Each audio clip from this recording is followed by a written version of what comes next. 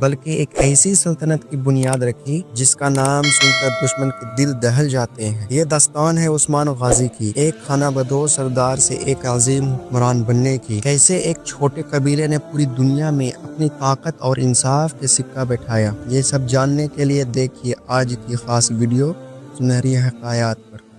ناظرین، آج ہم ایسی سلطنت کے بارے میں بات کرنے جا رہے ہیں جس کا نام سن کر آج بھی دنیا تھر تھراتی ہے۔ وہ ہے سلطنت عثمانیہ۔ عثمان غازی سلطنت عثمانیہ کے بانی اور پہلے حکمران تھے۔ ان کی زندگی کا سفر ایک چھوٹے قبیلے کے سردار سے ایک عظیم سلطنت کے قیام تک پھیلا ہوا ہے۔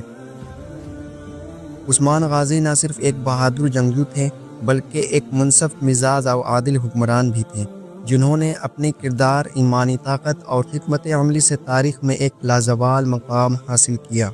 عثمان غازی 1298 میں اناطولیہ موجود ترکی کے علاقے میں پیدا ہوئے۔ وہ قائی قبیلے کے سردار اور طغرل غازی کے تیسرے بیٹے تھے۔ قائی قبیلہ ایک خانہ بدوش ترک قبیلہ تھا جو سلجوقی سلطنت کے زیر سایہ رہتا تھا۔ عثمان بچپن سے ہی بہادری اور قیادت کی صلاحیتوں کے حامل تھے۔ عثمان غازی نے اپنے بیٹے کو اسلامی تعلیمات، جنگی حکمت عملی اور سیاست کی تربیت دی۔ عثمان کے کردار کی مضبوطی اور ان کے عوام کے لیے محبت اور ان کی بچپن سے ہی ظاہر تھی۔ وہ اپنے والد کے ساتھ قبیلے کی جنگوں اور اہم فیصلوں میں شامل رہتے اور ان سے قیادت کے اصول سیکھتے۔ انہوں نے اپنی قیادت میں قبیلے کو ایک مضبوط اور خود مختار ریاست میں تبدیل کرنے کا عزم کیا۔ 1299 میں سلجوق سلطنت کے زوال کے دوران عثمان غازی اپنی آزاد ریاست کا اعلان کیا۔ یہ ریاست سغوط کے علاقے سے شروع ہوئی جو قائی قبیلے کا مرکز تھا۔ عثمان کی قیادت میں قبیلہ تیزی سے بڑھا اور ایک سلطنت کی شکل اختیار کر لیا۔ عثمان نے ہمیشہ انصاف کو اپنی حکومت کی بنیاد بنایا۔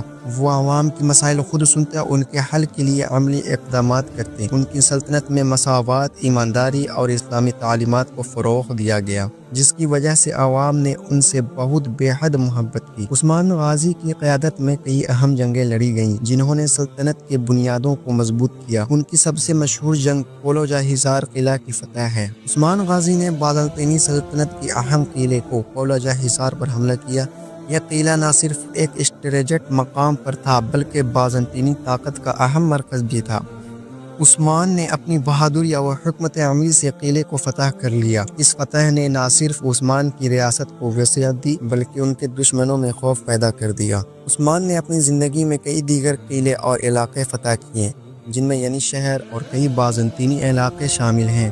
ان کی ہر جنگ کا مقصد نہ صرف زمین کا حصول تھا بلکہ اسلامی اصول کا فروغ بھی تھا۔ عثمان غازی کی شادی ملعون خاتون سے ہوئی جو ایک ترک سردار کی بیٹی تھی۔ ان کے بیٹے اورحان غازی نے ان کے بعد سلطنت کی قیادت سنبھالی اور اسے مزید وسعت دی۔ عثمان غازی کا کردار ان کی قیادت کے دوران ایک منصف اور دیندار حکمران کے طور پر رہا۔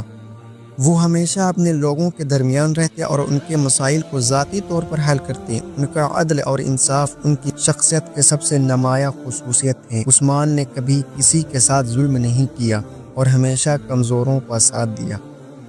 عثمان غازی کا انتقال 1326 میں ہوا۔ اس وقت ان کی سلطنت کا دارالحکومت بورسا فتح ہونے کے قریب تھا۔ ان کی وفات کے بعد ان کے بیٹے اورحان غازی نے بورسا فتح کر لیا اور اسے سلطنت عثمانیہ کا دارالحکومت بنایا۔ عثمان کی آخری وصیت تھی کہ ان کی سلطنت ہمیشہ انصاف اور ایمان کی بنیاد پر قائم رہے۔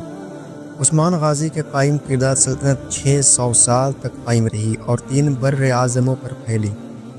سلطنت عثمانیہ اسلامی دنیا کے سب سے شاندار سلطنتوں میں سے ایک بنی ہے جس نے نہ صرف سیاسی بلکہ ثقافتی عالمی میدانوں میں بھی بے شمار کامیابیوں کا حاصل ہے جس نے نہ صرف سیاسی بلکہ علمی میدانوں میں بھی بے شمار کامیابیاں حاصل کی۔ عثمان غازی کی زندگی ایک مثال ہے کہ کیسے ایک شخص اپنی قیادت اور ایمان اور انصاف کی بنیاد پر ایک عظیم سلطنت قائم کر سکتا ہے۔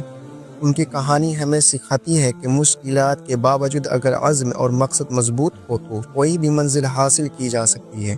عثمان غازی کے نام تاریخ میں ہمیشہ زندہ رہیں گے کیونکہ وہ نہ صرف ایک عظیم حکمران تھے بلکہ ایک ایسے رہنما تھے جنہوں نے انصاف و مساوات پر مبنی حکومت کی بنیاد رکھی۔